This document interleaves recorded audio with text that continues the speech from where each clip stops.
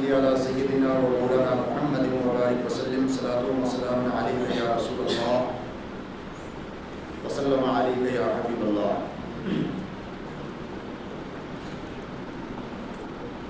حضرات گرامی، حاضرین جمعہ، گزشتہ خطبہ جمعہ میں حضرت ابراہیم علیہ السلام کی حیات مبارکہ کے کچھ پہلو بڑے ہی شرح و بسط کے ساتھ حضرات کے سامنے پیش کرنے کی کوشش کی گئی تھی۔ گزشتہ موضوع کا خلاصہ سماعت فرمانے کے بعد ہم آگے بڑھتے ہیں اور جن آیات بینات کی تلاوت کرنے کا میں نے شرف حاصل کیا ہے، آج ان آیات مبارکہ کی روشنی میں انشاءاللہ العزیز آج کے جمعہ کا خصوصی پیغام بھی ہوگا، اور جس میں بطور خاص اس ماہ مبارک میں ادا کی جانے والی دونوں عبادتیں یعنی حج اور قربانی کے تعلق سے چند اہم باتیں آپ حضرات کی گوشگزار کی جائیں گی۔ گزشتہ گفتگو کا خلاصہ یہ ہے کہ حضرت ابراہیم علیہ السلام کا تذکرہ خداوند قدوس نے اپنی نوری مخلوق فرشتوں کے سامنے کیا اور ارشاد فرمایا کہ میں اپنے ابراہیم کو اپنا خلیل بنا رہا ہوں۔ تو فرشتوں نے بارگاہ خداوندی میں بڑے ہی ادب و احترام کے ساتھ عرض کیا تھا کہ مولا، حضرت ابراہیم کا ایسا کون سا عمل ہے کہ جس عمل کی بنیاد پر تو اسے اس مقام تک پہنچا رہا ہے؟ تو اللہ جل شانہ نے فرمایا کہ انسان کے دل میں تین چیزوں کی محبت بڑی رچ بس جاتی ہے، انسان کی جان، انسان کا مال اور انسان کی اولاد۔ یہ تین چیزیں بڑی محبوب ہوتی ہیں انسان کو، اور انسان ان کے لیے سب کچھ کر دیتا ہے لیکن ان تینوں پر آنچ نہیں آنے دیتا۔ لیکن میرا ابراہیم اس مرتبے پر فائز ہے کہ اگر میری محبت میں جان دینی پڑے تو اس کی پرواہ نہیں کرتا، میری محبت میں اپنا سارا مال خرچ کرنا پڑے اس کی پرواہ نہیں کرتا، میری محبت میں اپنی اولاد کو قربان کرنا پڑے تو اس میں پیچھے نہیں رہتا۔ پھر فرشتوں نے باضابطہ خدا کی بارگاہ میں اجازت لی تھی اللہ کی بارگاہ سے کہ تیرے خلیل کی ہم آزمائش کر کے دیکھتے ہیں کہ کیا اس میں وہ پریکٹیکلی طور پر دیکھنا چاہتے ہیں کہ تیری محبت میں کس طرح تیرا خلیل گم ہے۔ تو بہرحال دو باتوں کا تذکرہ ہو گیا کہ جان کی آزمائش کا جہاں تک مسئلہ تھا تو اللہ جل شانہ کی محبت میں حضرت خلیل اللہ علیہ السلام نے اپنی جان نار نمرود کے سپرد کر دی۔ اور بات ہے کہ رب کائنات نے اپنی قدرت کاملہ کے ذریعے اس آگ کو گلزار بنا دیا تھا۔ اور پھر مال کے بارے میں بھی آپ حضرات نے سنا کہ فرشتے نے کس طرح انسانی شکل میں آ کر اللہ تبارک و تعالیٰ کا نام لیا، اور جب دوبارہ ان سے عرض کی گئی کہ آپ دوبارہ میرے مالک کا نام لیں تو پوری بکریاں حضرت ابراہیم علیہ السلام نے دے دی اور اپنا رب کا نام اسی محبت سے سنتے رہے۔ آج جو تیسری چیز اولاد ہے، اس کے تعلق سے بڑا مختصر سا واقعہ آپ حضرات سماعت کرتے رہے ہیں، اور وہ واقعہ یوں ہے کہ حضرت ابراہیم علیہ السلام کو بڑھاپے کی عمر میں رب کائنات نے ایک بیٹا عطا فرمایا جن کا نام اسماعیل رکھا گیا۔ قرآن کہتا ہے فَلَمَّا بَلَغَ مَعَهُ السَّعْيَ، جب بیٹا چلنے پھرنے کے قابل ہوا اب آزمائش آ گئی۔ حضرت ابراہیم علیہ السلام نے خواب دیکھا اور خواب میں اپنے بیٹے کو ذبح کر رہے ہیں۔ قرآن پاک میں رب کائنات ارشاد فرماتا ہے قَالَ يَا بُنَيَّ إِنِّي أَرَىٰ فِي الْمَنَامِ أَنِّي أَذْبَحُكَ فَانظُرْ مَاذَا تَرَىٰ، اے بیٹے میں نے دیکھا کہ میں خواب میں تیری گردن پر چھری چلا رہا ہوں، تجھے ذبح کر رہا ہوں، بتا اس میں تیری کیا رائے ہے۔ اب عام انسان کا خواب ہوتا تو اس کی تعبیر کچھ بھی ہو سکتی تھی، لیکن یہ نبی کا خواب تھا، بلکہ جد الانبیاء کا خواب تھا، حضرت خلیل اللہ علیہ السلام کا خواب تھا، اور نبی کا خواب وحی الہی ہوا کرتا ہے۔ حضرت اسماعیل علیہ السلام ابھی بچپن میں ہیں، لیکن اس کے باوجود چونکہ نبی کے گھر میں پیدا ہوئے ہیں اور اللہ کا خصوصی فضل شامل حال ہے، اس لیے بیٹا جانتا ہے کہ میرا باپ عام انسان نہیں بلکہ میرا باپ اللہ کا نبی ہے، اور نبی کا خواب ہمیشہ وحی الہی ہوا کرتا ہے، اس لیے بیٹے نے یہ نہیں کہا کہ ابا جان آپ نے خواب دیکھا ہے، اس کی کوئی تعبیر ہو سکتی ہے، بلکہ بیٹا سمجھتا تھا کہ میری قربانی کا حکم آ چکا ہے، مجھے ذبح کرنے کا حکم آ چکا ہے۔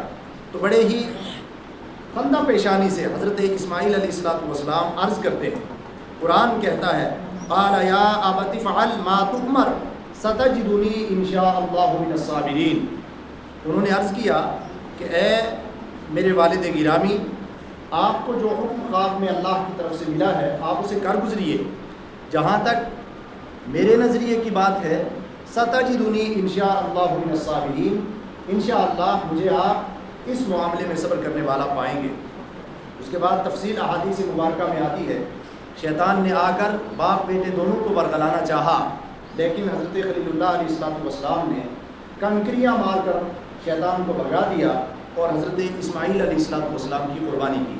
قرآن کہتا ہے فلما اسلما وتلہ للجبین، جب وہ دونوں اس پر آمادہ ہو گئے باپ بیٹا قربانی کرنے پر، ان کے ہاتھ پاؤں باندھ دیے گئے اور انہیں پیشانی کے بل زمین پر لٹا دیا گیا۔ نادیناہ ان یا ابراہیم قد صدقت الرؤیا انا کذلک نجزی المحسنین۔ قرآن کہتا ہے، اللہ تعالیٰ ارشاد فرماتا ہے ونادیناہ، جیسے ہی بیٹا باپ بیٹے کی گردن پر چھری چلا رہا تھا تو ہم نے آواز دی کہ اے ابراہیم تم نے اپنا خواب سچ کر دکھایا۔ اور تفصیلی واقعہ احادیث مبارکہ میں موجود ہے، اور جس کی ایک جھلک گزشتہ خطبہ جمعہ میں آپ حضرات کے سامنے بیان بھی کر چکا ہوں کہ حضرت جبریل علیہ السلام سے اللہ کے حبیب علیہ السلام نے پوچھا کہ جبریل تمہاری رفتار کیا ہے، اور اپنی عام رفتار سے بڑھ کر بھی کبھی آپ نے کوئی سفر کیا ہے یا نہیں؟ تو 4 سفروں کا تذکرہ کیا، اس میں ایک یہ تھا کہ اے اللہ کے رسول صلی اللہ علیہ وسلم، میں عرش اعظم کے نیچے تھا، اللہ جل شانہ نے حکم دیا کہ جبریل جاؤ، میرے ابراہیم نے اپنا خواب سچ کر دکھانے کے لیے اپنے بیٹے اسماعیل کو لٹا دیا ہے اور اس کی گردن پر وہ چھری چلانے والے ہیں، لے جاؤ جنت سے یہ مینڈا لے کر میرے ابراہیم کے سامنے لٹا دو تاکہ اسماعیل کی گردن بچ جائے اور یہ مینڈا ان کے بالمقابل قربان ہو جائے، اس کی قربانی قبول کر لی جائے۔ اور حضرت جبریل کہتے ہیں کہ میں اسی وقت وہاں سے جنت میں گیا، جنت سے مینڈا لیا اور لے کر کے سیدھا حضرت ابراہیم علیہ السلام کے پاس آیا۔ تو قرآن کہتا ہے کہ یہ بہت بڑی ایک آزمائش تھی حضرت ابراہیم علیہ السلام کی، جس آزمائش میں وہ کامیاب ہو گئے۔ ان ھذا لہو البلاء المبین وفدیناہ بذبح عظیم، ہم نے ایک بڑی عظمت والی چیز، ایک بہت بڑی چیز ان کے فدیے میں قبول فرما لی، اور وہ وہی جنتی مینڈا تھا، اور اس کو قبول کر لیا اور حضرت اسماعیل علیہ السلام بچ گئے۔ یہاں تک تو واقعہ ہوا قرآن پاک کا۔ اب اسلام میں، یا یوں کہہ لیجیے کہ نسل انسانی میں، آدم علیہ السلام سے لے کر اس امت مسلمہ تک جو الانبیاء کرام جب مگر ہوتے رہے، ہر نبی کی شریعت میں قربانی کا تصور کسی نہ کسی طریقے سے رہا۔ چنانچہ آدم علیہ السلام کے بیٹوں نے قربانی پیش کی تو قرآن کہتا ہے کہ ایک کی قربان فتقبل من احدہما ولم یتقبل من الآخر، ان دونوں نے قربانی کی، ایک کی قربانی کو قبول کر لیا گیا، وہی حق پر تھے۔ تو بہرحال وہاں سے قربانی چلی اور آج تک قربانی چلی آ رہی ہے، لیکن اس قربانی کی تجدید اور اس کا احیاء حضرت خلیل اللہ علیہ السلام نے کیا، حضرت اسماعیل علیہ السلام کو قربان کر کے اللہ تعالیٰ نے انہیں بچا لیا، ذبح عظیم ان کے فدیے میں دے دیا گیا۔ اس طرح یہ قربانی کی روایت چلی۔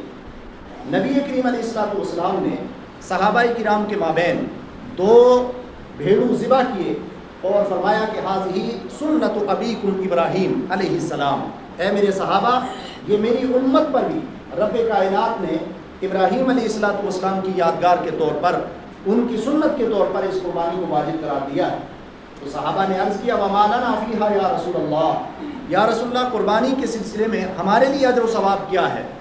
تو حضور علیہ السلام نے فرمایا بکل شعرۃ حسنہ، جس جانور کو ذبح کیا جا رہا ہے اس جانور کے ہر بال کے بدلے میں اللہ تعالیٰ تمہیں ایک نیکی عطا فرمائے گا۔ اب چونکہ بکری پر، بھیڑ کی بنسبت بکری کے جسم پر بال کم ہوتے ہیں، یا دوسرے تمام جانوروں کے بال کم ہوتے ہیں جنہیں قربانی کیا جاتا ہے بنسبت بھیڑ کے، تو اب بھیڑ کے بال کے لیے عربک زبان میں الگ سے لفظ الصوف آتا ہے، اور بکری کے بالوں کے لیے اشعار کا لفظ آتا ہے، اور حضور نے فرمایا تھا بکل شعرۃ حسنہ، ہر بال کے بدلے میں نیکی ہے. تو اب صحابہ کرام نے دریافت کر لیا وفی صوفی یا رسول اللہ صلی اللہ علیہ وسلم، یہ تو عام بالوں کی بات ہوئی کہ ہر بال کے بدلے میں اللہ تعالیٰ ایک نیکی عطا فرمائے گا، لیکن بھیڑ کی کھال پر تو بے انتہا بال ہوتے ہیں، کروڑہا بال ہوتے ہیں، ان کے بارے میں کیا حکم ہے؟ تو حضور علیہ الصلوۃ والسلام نے فرمایا اللہ کی رحمت میں کسی چیز کی کمی نہیں ہے، وہ اپنی رحمت کاملہ کے ذریعے بھیڑ کے ہر بال کے بدلے میں بھی قربانی کرنے والے کو ایک نیکی عطا فرمائے گا. تو بہرحال یہ قربانی حضور علیہ الصلوۃ والسلام نے سنت قرار دی. یہ تو ایک اعتبار سے ہے. دوسرے اعتبار سے در حقیقت یہ مہینہ حج اور قربانی کا مہینہ ہے، اور حج وہ عظیم عبادت ہے کہ جس عبادت میں اللہ کے بندے دنیا کے کسی دوسرے کونے میں نہیں بلکہ کعبۃ اللہ میں حاضر ہو کر طواف بھی کرتے ہیں، عرفات کے میدان میں ٹھہرتے بھی ہیں، مینا میں جاتے ہیں، مزدلفہ میں جاتے ہیں، صفا مروہ کی سعی کرتے ہیں. یہ تمام احکام حج بجا لاتے ہیں کہاں؟ مکہ المکرمہ میں جا کر. اس کے بعد روضہ رسول کی زیارت بھی شامل ہے اس میں. تو بہرحال پوری دنیا سے مسلمان مکہ المکرمہ میں جمع ہو کر حج کی عبادت انجام دیتے ہیں، حج کی عبادت بجا لاتے ہیں. تو حج بڑی عظیم عبادت ہے، لیکن چونکہ حج کے ساتھ ساتھ حج کے فرض ہونے کے لیے اللہ تبارک و تعالیٰ نے شرط لگائی ہے من استطاع الیہ سبیلا، جس کے پاس اتنی پراپرٹی ہو، جس کے پاس اتنی مال و دولت ہو، اور پھر اس کی صحت اور تندرستی بھی اجازت دیتی ہو. پھر آج کے دور میں حکومت کی طرف سے اجازت بھی اس میں شامل ہے. ان تمام شرائط کے باوجود حج زندگی میں ایک بار فرض کیا گیا ہے. بہت شرائط سے مشروط ہے، عام انسان پر حج فرض نہیں ہے، لیکن حج کے ساتھ ساتھ اللہ نے اپنے خلیل اللہ علیہ الصلوۃ والسلام کی سنت کے طور پر قربانی کو صاحب نصاب کے لیے واجب قرار دیا. تو گویا حج ان دنوں میں مکہ المکرمہ میں کی جانے والی عبادت ہے اور قربانی دنیا کے ہر کونے میں کی جانے والی عبادت ہے. لیکن یہ دونوں عبادتیں چاہے وہ حج ہو چاہے قربانی ہو پوری امت مسلمہ کے لیے ایک عظیم پیغام لے کر چلوا رہا ہوگی. اگر آپ فلسفہ حج اور فلسفہ قربانی پر غور کریں تو یہ دونوں عبادتیں ہمیں جو سب سے بڑا پیغام دیتی ہیں وہ پیغام ہمارے نیچر سے تعلق رکھتا ہے، وہ پیغام ہماری طبیعت سے تعلق رکھتا ہے، وہ پیغام ہماری عادت سے تعلق رکھتا ہے. اللہ جل شانہ نے انسان کو سیلیبریٹو نیچر عطا فرمایا ہے. انسان جب بھی کوئی خوشی کا موقع دیکھتا ہے یا جب بھی کوئی غمی کا موقع دیکھتا ہے تو اپنے طور پر اس کو سیلیبریٹ کرنے کی کوشش کرتا ہے. اب اسلام نے اس سیلیبریشن کے مزاج پر قدغن نہیں لگایا ہے، بلکہ رب کائنات نے یہ دو عبادتیں بطور خاص، دوسری عبادتوں میں بھی کسی پہلو سے یہ نقطہ نکل سکتا ہے، لیکن یہ جو دو عبادتیں اس مہینے کی خاص عبادتیں ہیں، ایک حج اور دوسرے قربانی، اگر ان میں غور کیا جائے تو یہ سراسر حج بھی اور قربانی بھی پوری کی پوری انبیاء کرام کی یادگار کے طور پر رب کائنات نے امت مسلمہ پر فرض یا واجب قرار دی. آپ غور فرمائیں، آپ کعبۃ اللہ کا طواف کر رہے ہیں، طواف قدوم میں آپ پر واجب ہے کہ آپ پہلے 3 پھیروں میں رمل کریں مرد کے لیے. یہ رمل کیا ہے؟ رمل کہتے ہیں اکڑ کر چلنے کو. حالانکہ قرآن پاک میں 2 ٹوک الفاظ میں اکڑ کر چلنے کو منع قرار دیا گیا. وَلَا تَمْشِ فِي الْأَرْضِ مَرَحًا، زمین پر اکڑ کر نہ چلو، نہ تو تم آسمان تک پہنچ سکتے ہو اور نہ وَلَن تَخْرِقَ الْجِبَالَ، اور نہ پہاڑوں کو چیر پھاڑ سکتے ہو. تمہیں فزیکلی طور پر تمہیں کمزور بنایا گیا ہے. لیکن یہ تکبر کی علامت ہے، یہ غرور کی علامت ہے، اس کو سختی سے منع کیا گیا ہے. اور حضور علیہ الصلوۃ والسلام نے ارشاد فرمایا کہ تکبر، بڑائی کرنا، یہ صرف اللہ تبارک و تعالیٰ کا خاصہ ہے. انسان جس کو رب کائنات نے خاک سے پیدا کیا ہے اس کو ڈاؤن ٹو ارتھ رہنا چاہیے، اس کو زمین کی طرف جھک کر رہنا چاہیے، اکڑ کر کبھی بھی نہیں چلنا چاہیے. اور قرآن پاک میں بالکل نہیں کسے گا لا تمشی فی الارض مرحا، زمین میں اکڑ کر کبھی نہ چلو. لیکن کیا وجہ ہے کہ طواف کے وہ 3 چکر، پہلے 3 چکروں میں حکم دیا جا رہا ہے کہ آپ اپنے کندھے ہلا کر اکڑ کر چلیں. وجہ کیا ہے؟ اب اس کے لیے تاریخ کا مطالعہ ضروری ہے، اس کے لیے سیرت رسول کا مطالعہ ضروری ہے. آپ سیرت رسول کا مطالعہ کریں، آپ کو معلوم ہوگا کہ جب اللہ کے نبی صلی اللہ علیہ وسلم مکہ سے ہجرت کر کے مدینہ گئے اور 8 سال کے بعد جب فتح مکہ ہوا تو مکہ میں ایک باضابطہ ایک خیال سمجھا جاتا تھا کہ جو لوگ یہاں سے مدینہ گئے ہیں، جو یہاں سے مدینہ جا چکے ہیں، اب وہ فزیکلی طور پر بہت ویک ہو چکے ہیں، بہت کمزور ہو چکے ہیں. چلنا پھرنا بھی صحیح طریقے سے ان کے نصیب میں نہیں ہے، وہ بہت کمزور ہو چکے ہیں۔ حضور علیہ الصلوۃ والسلام نے جب یہ سنا کہ اہل مکہ کا خیال یہ ہے کہ مدینہ نے میرے صحابہ کو کمزور کر دیا ہے، حضور علیہ الصلوۃ والسلام نے فرمایا میرے صحابہ تم ذرا جب کعبۃ اللہ کا طواف کرو اور اس کا طواف کا تماشا اہل مکہ دیکھ رہے ہو فتح مکہ کے بعد، تو اس وقت تم تھوڑا اکڑ کر چلنا۔ مقصد یہ تھا تاکہ ان کو دکھا دیا جائے کہ مدینہ والے کمزور نہیں ہیں بلکہ اللہ تعالیٰ نے انہیں توانا بنایا ہے، وہ طاقتور ہیں۔ اس وقت تو مقصود یہ تھا، لیکن اب قیامت تک کے مسلمان باضابطہ پہلے 3 پھیروں میں رمل کر رہے ہیں۔ وجہ کیا ہے؟ تو اس کا جواب یہی ہوگا کہ اس کی وجہ صرف اور صرف یہ ہے کہ اللہ کے رسول صلی اللہ علیہ وسلم اور صحابہ کرام کی سنت اور یادگار کے طور پر اللہ تبارک و تعالیٰ نے اس کو باقی رکھا ہے، اور حضور علیہ الصلوۃ والسلام نے قیامت تک کے مسلمانوں سے مطالبہ کیا کہ وہ طواف کے پہلے 3 پھیروں میں رمل کریں۔ تو یہ یادگار ہے حضور علیہ الصلوۃ والسلام کی اور صحابہ کرام کی۔ اس کے بعد آپ طواف کے بعد مقام ابراہیم پر 2 رکعت نماز پڑھتے ہیں۔ قرآن نے فرمایا وَاتَّخِذُوا مِن مَقَامِ إِبْرَاهِيمَ مُصَلًّى، لیکن حقیقت میں یہ یادگار ہے حضرت خلیل اللہ علیہ السلام کی، اور اس کا نام بھی مقام ابراہیم ہے، حضرت ابراہیم کے کھڑے ہونے کی جگہ۔ آپ صحیح کا مطالعہ کریں، صحیح کا جو طریقہ ہے اس کو آپ دیکھیں۔ فقہاء کرام نے لکھا ہے کہ صحیح کے طریقے میں مردوں کے لیے مسنون یہ ہے میلین اخضرین، 2 سبز میل لگے ہوئے ہیں، ان کے درمیان آپ کو تھوڑا تیز چلنا ہے، دوڑنا ہے، یہ سنت ہے صحیح میں۔ کیوں؟ جب باقی صحیح کے باقی جگہوں میں باقی اس سے جو علاوہ جو جگہ رہتی ہے اس میں آپ آرام سے چلتے ہیں، تو یہاں دو ان میلوں کے درمیان دوڑنے کا حکم کیوں ہے؟ اس کی بھی ایک تاریخ ہے، آپ حضرات سنتے رہے ہیں کہ حضرت ہاجرہ رضی اللہ تعالیٰ عنہ نے جب مکہ المکرمہ میں حضرت ابراہیم علیہ السلام انہیں چھوڑ کر واپس آئے تھے، حضرت اسماعیل کو لٹایا ہوا تھا ایک چھوٹی سی جگہ میں، اور لٹا کر آپ پانی تلاش کر رہی تھی، جہاں تک ایک پہاڑی کی طرف جاتی، جتنی جگہ سے اسماعیل علیہ السلام دکھائی دیتے، کیونکہ وہاں پر جانور تھے اور یہ اندیشہ تھا کہ کوئی جانور آ کر بچے کو اچک نہ لے، اس لیے دیکھتی رہتی ہیں اپنی نگاہوں کے سامنے، دیکھ بھی رہی ہیں اور پانی کی تلاش میں جا بھی رہی ہیں۔ تو جہاں تک نظر آتا حضرت ہاجرہ آرام سے سکون سے چلتی، جب تھوڑے سے ڈونٹ ایریے میں چلی جاتی، وہاں سے حضرت اسماعیل پر نظر نہ پڑتی، تو اس اندیشے سے کہ میری نظروں سے اوجھل ہونے پر کوئی جانور نقصان نہ دے دے، وہ دوڑ کر اس مقام تک پہنچتی جہاں سے پھر حضرت اسماعیل نظر آتے۔ تو یہ دوڑنا مقصود تھا حضرت ہاجرہ کا، کہ کیوں دوڑی تھی؟ تاکہ حضرت اسماعیل علیہ السلام نظروں سے زیادہ دیر تک اوجھل نہ رہے۔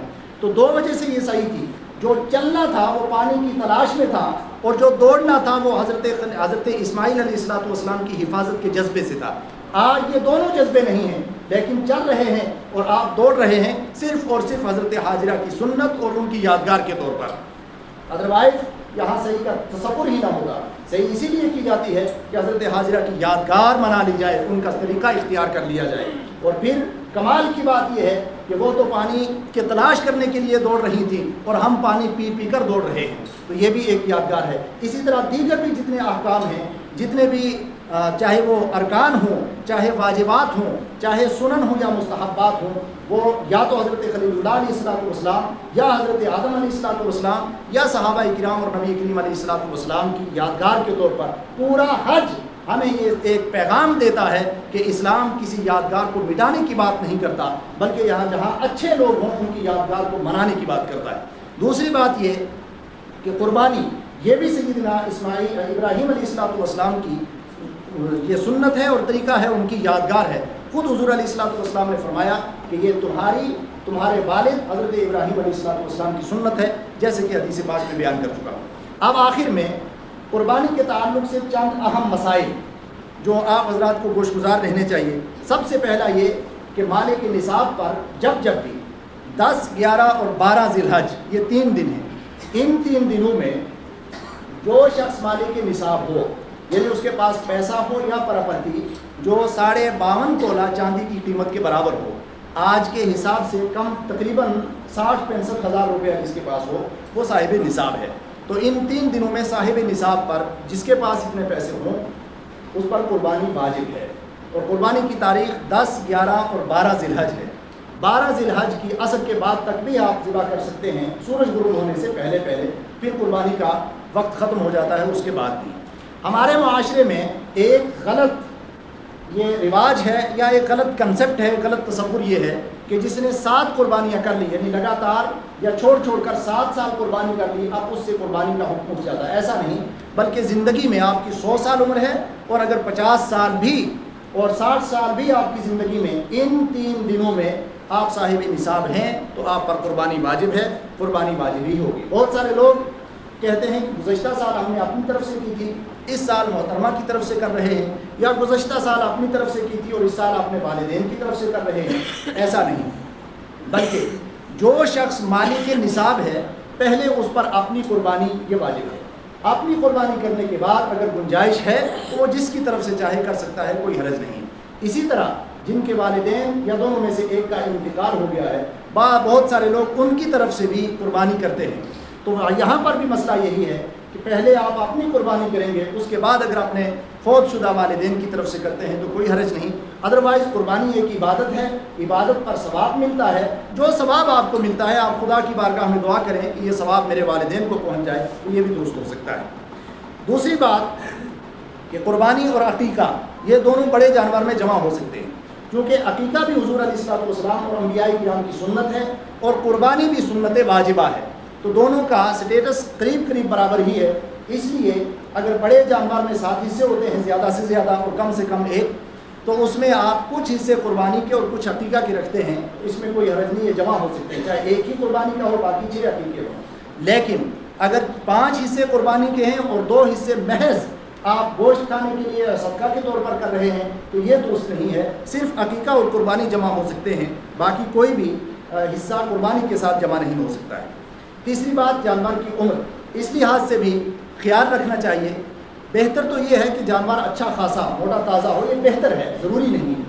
البتہ عیب سے پاک ہونا ضروری ہے. کوئی ایسا عیب جس کی بنیاد پر اس کی قیمت بالکل ڈاؤن ہو جائے، جیسے کان کٹے ہوئے ہیں، سینگ بالکل جڑ سے ٹوٹے ہوئے ہیں، یا وہ اس کی آنکھیں اس طور پر ہیں کہ صحیح سے دیکھ نہیں پاتا ہے، تو ایسی اگر کوئی بیماری یا ایسا عیب ہے اس میں تو اس کی قربانی درست نہیں ہے. اور بہتر تو یہ ہے کہ اچھا موٹا تازہ جانور ہونا چاہیے، خوبصورت جانور ہونا چاہیے.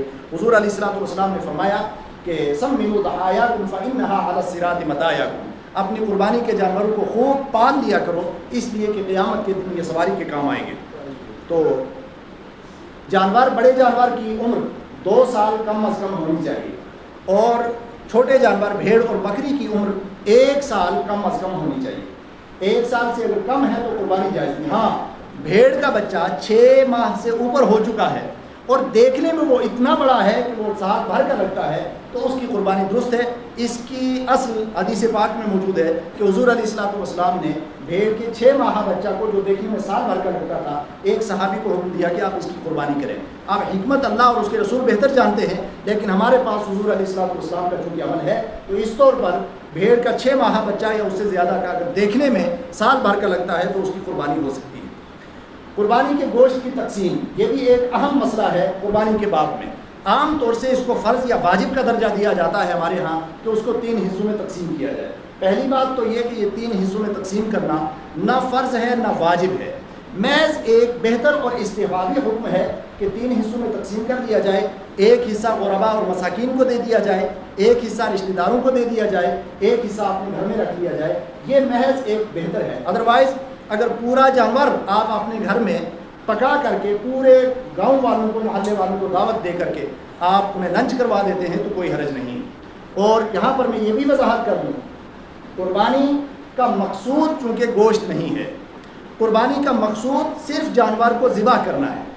اللہ تعالیٰ قرآن پاک میں ارشاد فرماتا ہے لَن يَنَالَ اللَّهَ لُحُومُهَا وَلَا دِمَاؤُهَا وَلَٰكِن يَنَالُهُ التَّقْوَىٰ مِنكُمْ، کہ اللہ کو نہ جانور کا خون پہنچتا ہے، وہ تو زمین میں بہہ جاتا ہے، اور نہ اس کا گوشت پہنچتا ہے، کیونکہ گوشت تو ہمیں کھانا، ہم خود 3 دن اللہ کے مہمان رہتے ہیں. البتہ وَلَٰكِن يَنَالُهُ التَّقْوَىٰ مِنكُمْ، جو دل کا تقویٰ ہے، اخلاص ہے، جس اخلاص کی بنیاد پر آپ جانور ذبح کر رہے ہیں، یہ تقویٰ اللہ تعالیٰ کی بارگاہ میں پہنچتا ہے اور قبولیت پاتا ہے. تو اس لیے گوشت چونکہ قربانی کا مقصود نہیں، اس کے لیے کوئی فرض اور واجب کوئی حکم ایسا نہیں.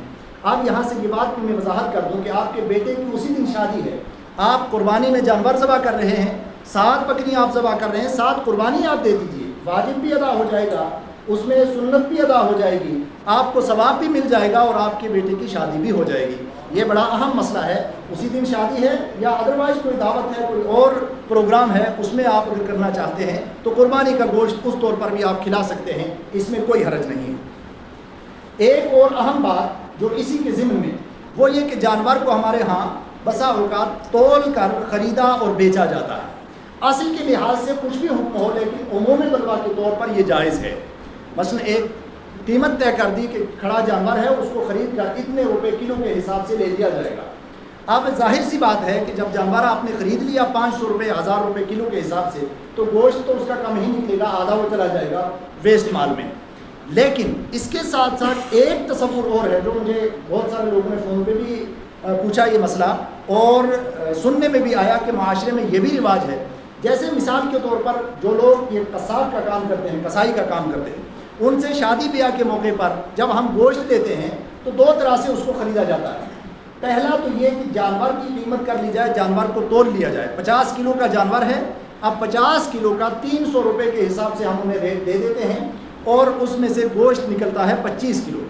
تو جانور کی قیمت ہم دے رہے ہیں، گوشت نکلتا ہے 25 کلو۔ دوسرا یہ کہ جانور ذبح کر کے گوشت کی قیمت لگا لی جائے گی، چاہے 600 ہو تو گوشت جتنا نکلے گا اس حساب سے دے دی جائے۔ تو یہ دو صورتیں ہیں۔ قربانی کے جانور میں بطور خاص یہ دوسری صورت جائز نہیں ہے۔ یعنی آپ یوں تو کر سکتے ہیں کہ کھڑا جانور ہے اس کو تول کر کے آپ قیمت کر کے آپ خرید لیں، اپنی ملکیت میں کر لیں، لیکن یہ نہیں ہو سکتا کہ آپ یہ کہیں کہ بھائی قربانی تو ہم کر رہے ہیں، بکری ہے، آپ بکرا ہے اس کو ذبح کر لیجئے، ذبح کرنے کے بعد جتنا کلو گوشت ہوگا اس کے حساب سے ہم پیمنٹ کر دیں گے۔